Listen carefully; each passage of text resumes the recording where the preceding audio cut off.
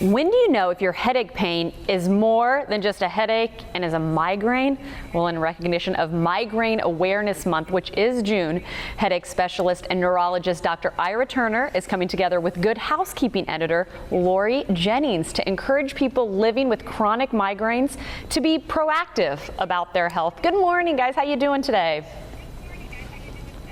Morning. Doing well, Hi, Natalie. thanks. How are you? I'm well, and I am one of those people that I'm always curious. Is this a headache I'm feeling coming on, or is this a migraine?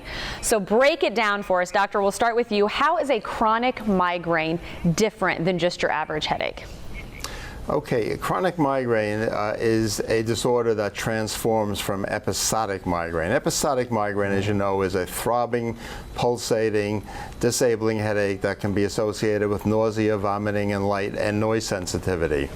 It can last anywhere from 4 to 72 hours, and there are some extremely effective acute medications that will work for that.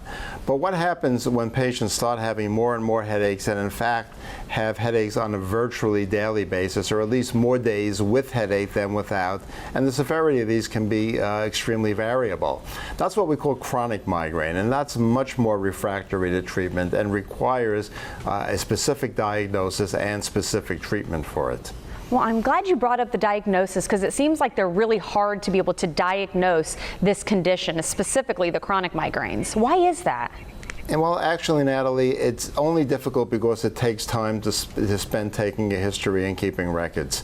There is no special test to diagnose migraine or other headache disorders in general. We do special tests to be sure there's nothing more serious at times. But the history is what's most important. Most of the time that I spend with patients is taking a detailed history, because that's how you're going to make the diagnosis.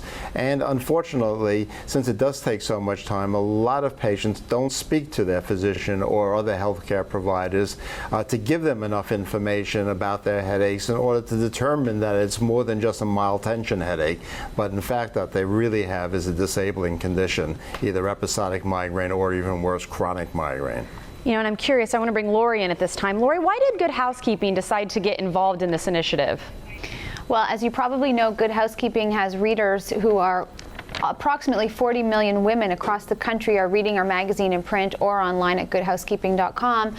And women are 3 times, sometimes 4 times more likely to suffer from chronic migraine than men. So for us, this is a huge issue, and we want to let people know, hey, you don't have to suffer in silence. You can stand up to chronic migraine. You can actually seek out treatment. You can make lifestyle modifications that will help you live a more fulfilling, normal life. So that was really the catalyst for us being involved. We just want to spread the word that there's change out there and there's things happening, and that you can actually take charge of your health. And I would just like to say a great place to start is BotoxChronicMigraine.com. So a really great website full of resources, full of information, and I think that's where you want to go first.